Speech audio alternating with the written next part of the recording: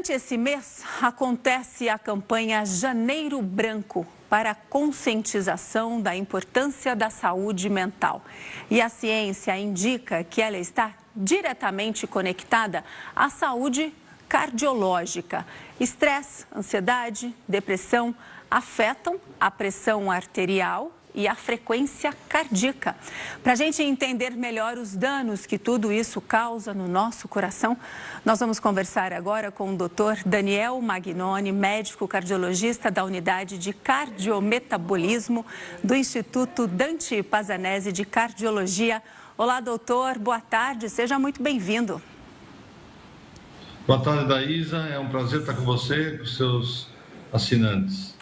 Doutor, vamos começar, antes da gente já fazer essa associação e o senhor explicar tudinho para a gente sobre saúde mental e coração, vamos falar sobre primeiro Janeiro Branco. O que significa e qual é o objetivo desta campanha durante esse mês?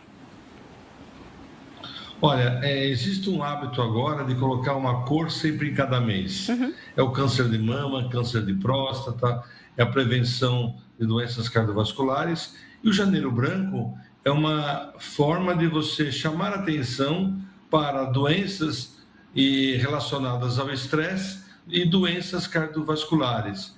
É uma forma de chamar atenção e levar a pessoa a pensar exatamente de que muita coisa pode ser mudada no seu dia a dia da vida em questão de prevenir doenças, em questão de ter qualidade de vida, menos morbidade, menos mortalidade. E, doutor Daniel, explica para a gente como que a nossa saúde mental pode influenciar a nossa saúde cardiológica, né? Há pouco eu falei sobre estresse, ansiedade, tudo isso interfere na nossa saúde do coração? Não, sem dúvida nenhuma, essa é uma preocupação muito importante. Há muito se sabe, Daísa, de que quem é estressado, preocupado, nervoso, ansioso, depressivo, as palavras da moda, né? Tem mais doença, sofre mais. Nós sabemos que o estresse crônico, por exemplo, está relacionado à hipertensão. Nós sabemos que a falta de sono, nós sabemos que a depressão, a pessoa sofre e, com isso, doenças vão sendo originárias.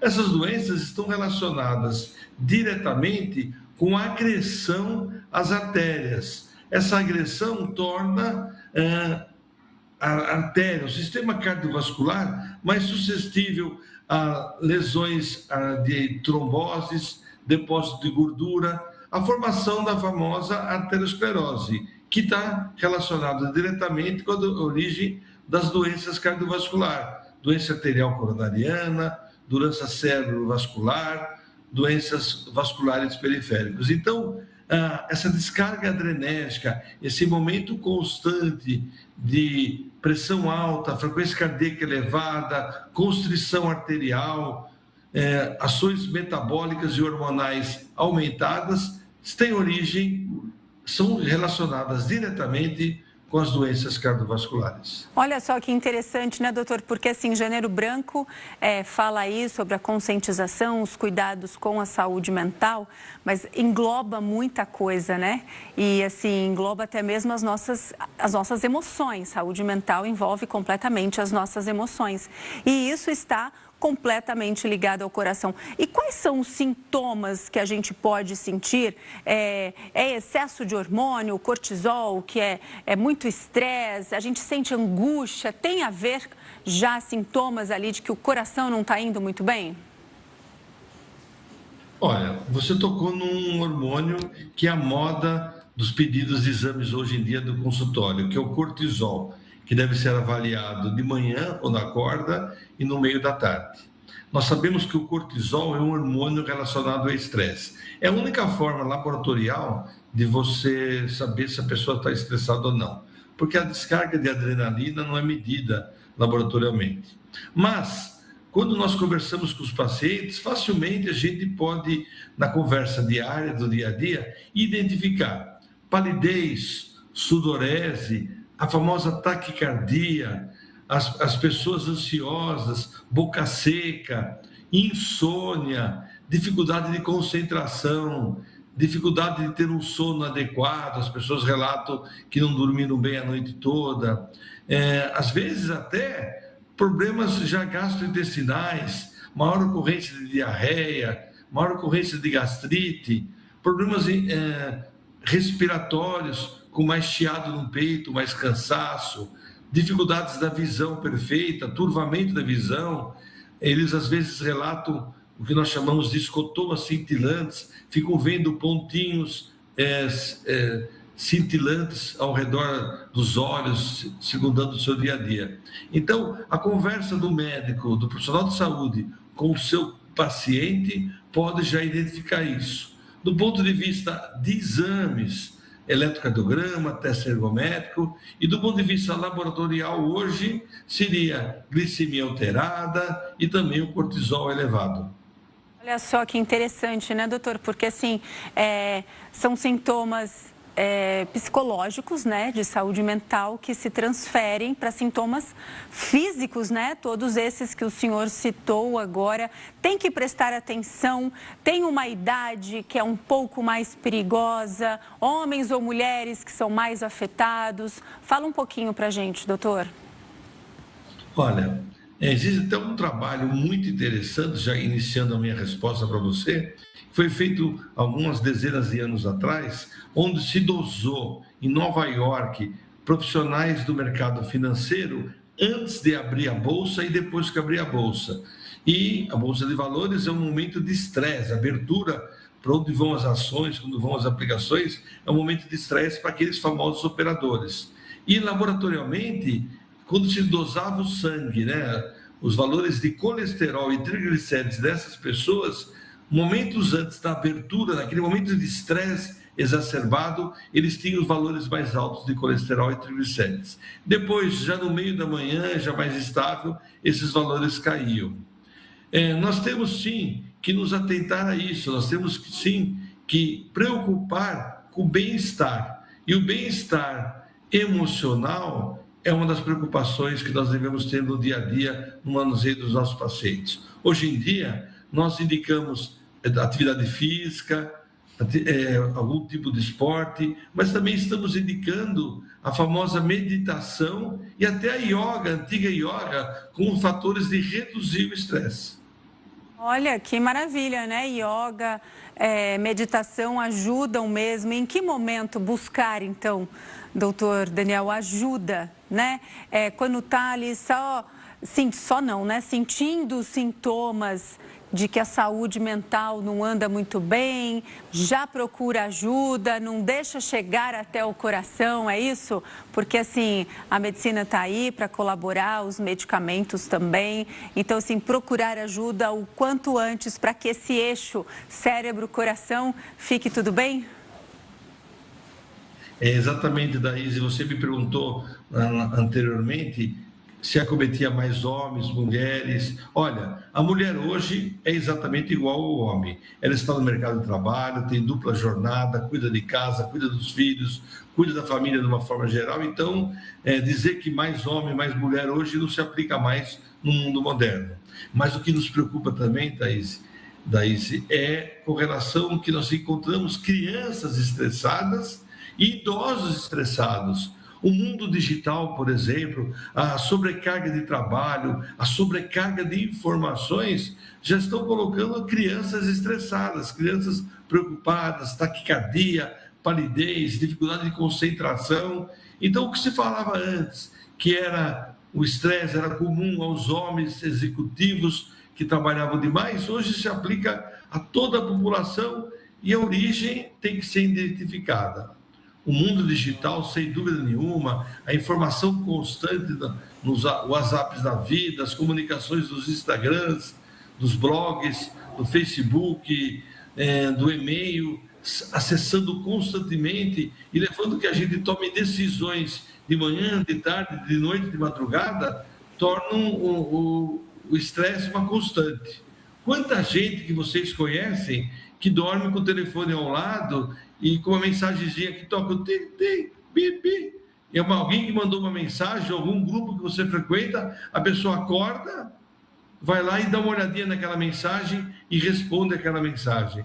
Então, mudar hábitos de vida, mudar hábitos de comunicação, de como lidar nesse mundo digital, é uma boa orientação dos profissionais de saúde para os seus pacientes na prevenção do estresse. E entender o seu dia a dia e não se fixar, sabe, em querer tomar esses famosos ansiolíticos que nada resolvem, dão sono, viciam, dão distúrbios mentais associados com o consumo a longo prazo e não resolvem o problema do estresse. Uma terapia com o profissional de saúde, ou se conhecer, se entender e mudar os seus hábitos de vida, talvez seja o melhor caminho.